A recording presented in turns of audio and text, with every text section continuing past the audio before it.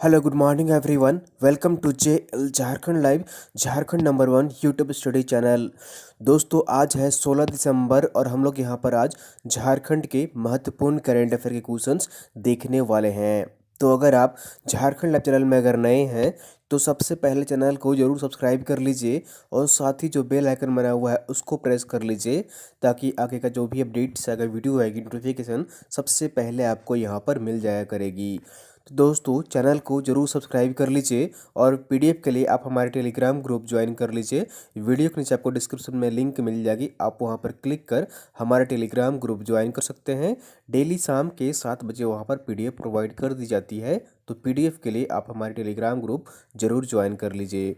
और दोस्तों current affairs की जो बुक है वो आप लोगों को जल्द ही जनवरी माह के पहले सप्ताह में आपको मिल जाएगी, क्योंकि हम चाहते हैं कि जो करेंट अफेयर्स की बुक आई उसमें जनवरी से लेकर पूरे दिसंबर माह तक रहे।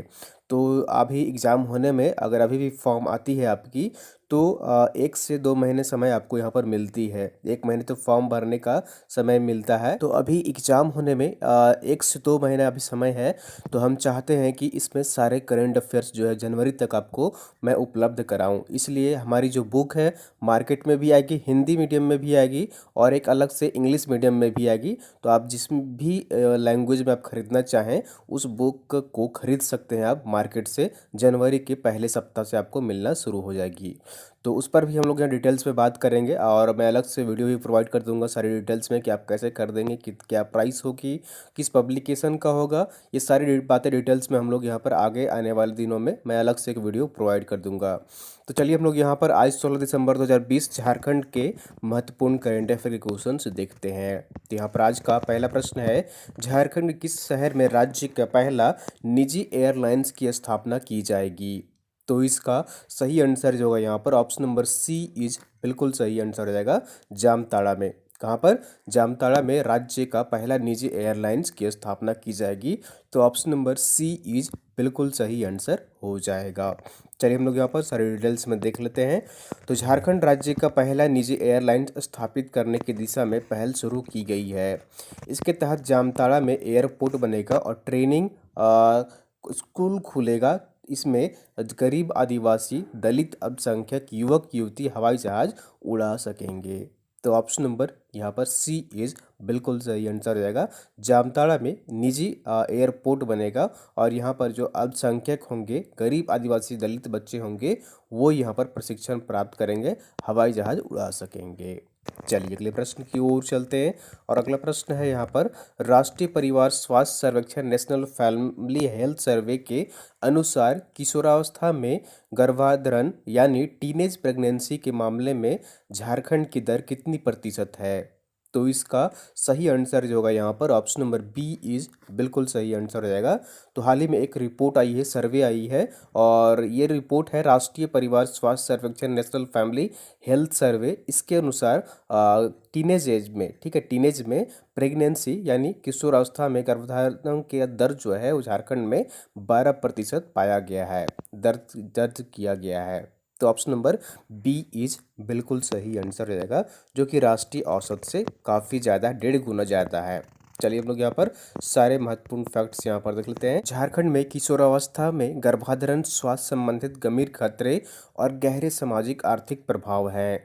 राष्ट्रीय परिवार स्वास्थ्य सर्वेक्षण के आंकड़ों के मुताबिक झारखंड में टीनेज प्रेगनेंसी की दर 12% है, जो राष्ट्रीय औसत से 8% से 1.5 गुना ज़्यादा है। राष्ट्रीय औसत जो है वो 8% है, जबकि झारखंड में 12% है टीनेज प्रेगनेंसी रेट। आदिवासी बहुल्य राज्य में इन मामलों में झारखंड देश भर में 5वें स्थान पर है। तो यहाँ पर यह भी पूछा जा सकता है आपसे कि टीनेज या जो आदिवासी बहुल राज्य है उसमें टीनेज जो यहाँ पर प्रेगनेंसी रेट है उसमें झारखंड आदिवासी बहुल्य राज्यों में 5वें स्थान पर है। ठीक है, तो ये महत्वपूर्ण पॉइंट है यहाँ पर, इसे भी आप याद रखिएगा।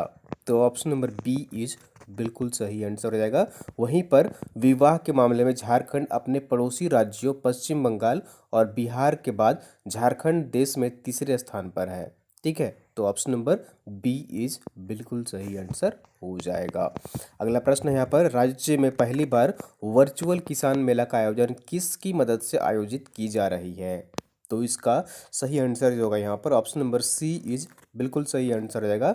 तो इन दोनों संस्थाओं की मदद से राज्य में पहली बार वर्चुअल किसान मेला का आयोजन किया जा रहा है। और ये कौन कौन है, तो बिरसा कृषि विश्वविद्यालय और भारतीय कृषि जैव प्रौद्योगिकी संस्थान IIAB गड़कठंगा, ठीक है, गड़कठंगा है जहाँ स्थित है।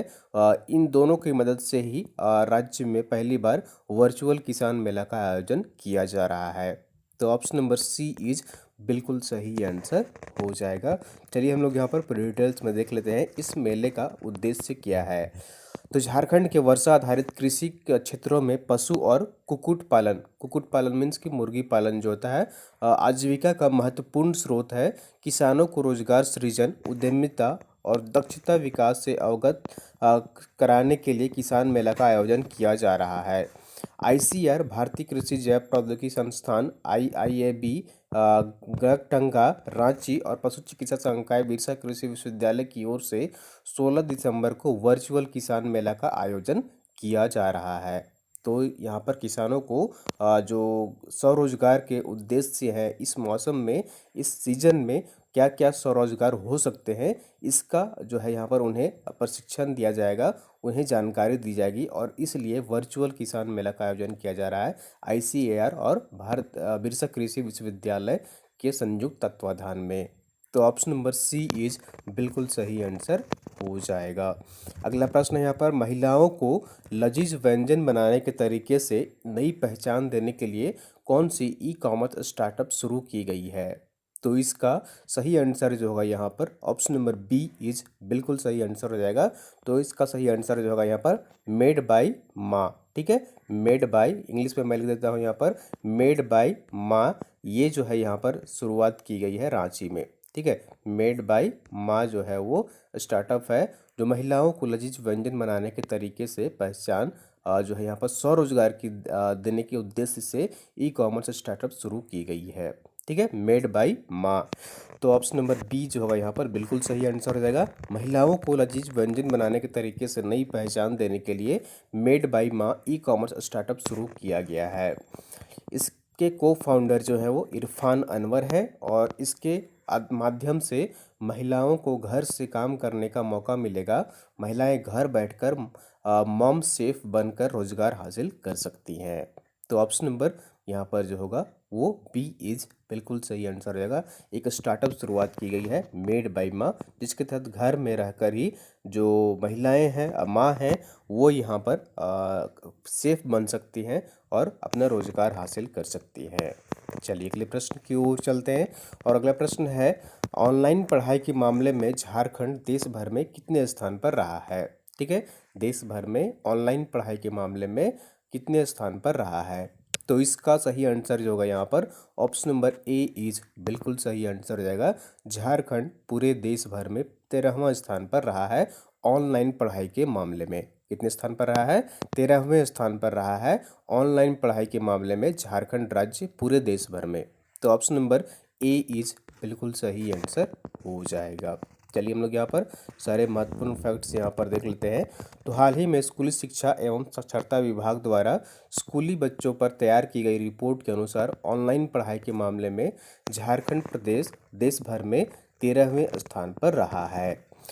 इस रिपोर्ट के अनुसार झारखंड में कुल 47.9% स्कूली बच्चों के पास स्मार्टफोन है।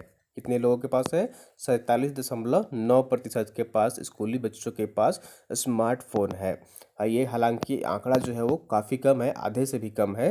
पड़ोसी राज्य बिहार, उड़ीसा, पश्चिम बंगाल की तुलना में झारखंड की स्थिति बेहतर है। ऑनलाइन पढ़ाई के मामले में पहले स्थान पर जो राज्य रहा है वो पंजाब रहा है, वहीं दूसरे स्थान पर केरल राज्य रहा है और तीसरे स्थान पर हिमाचल प्रदेश रहा है, ठीक है।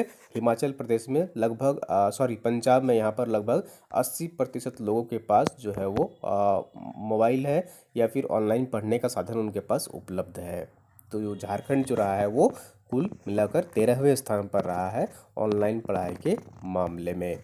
अगला प्रश्न है यहाँ पर, मुख्यमंत्री कृषि यंत्रीकरण योजना के तहत राज्य के किसानों को कौन से यंत्र उपकरण उपलब्ध कराई जाएगी, ठीक है। तो मुख्यमंत्री कृषि यंत्रीकरण योजना है। इसके तहत सब्सिडी के तहत किसानों को बहुत सारे उपकरण उपलब्ध कराए जाते हैं। तो इनमें से निम्नलिखित में से कौन से उपकरण हैं जो कि उपलब्ध कराए जाएंगे? तो इसका सही आंसर जो होगा यहाँ पर ऑप्शन नंबर डी इज बिल्कुल सही आंसर हो जाएगा। तो mini tractor, pump set, power tiller, ये सभी जो है यहाँ पर किसानों को उपलब्ध कराए जाते हैं।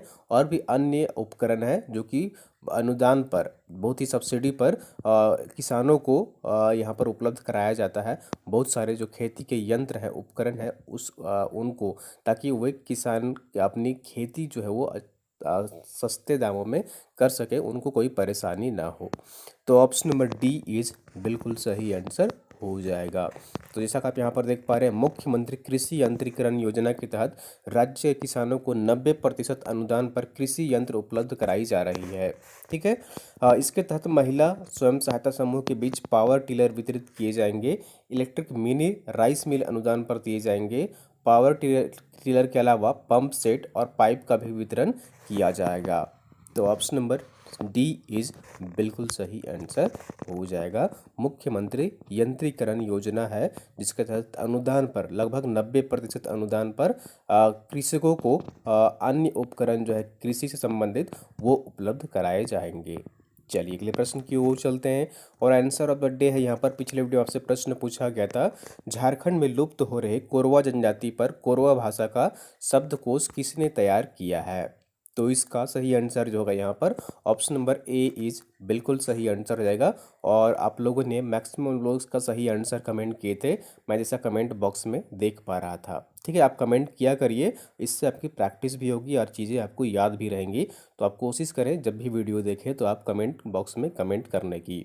तो इसका सही आंसर जो होगा यहाँ पर ऑप्शन नंबर ए जो होगा बिल्कुल सही आंसर हो जाएगा। चलिए हम लोग सारे डिटेल्स में यहाँ पर देख लेते हैं।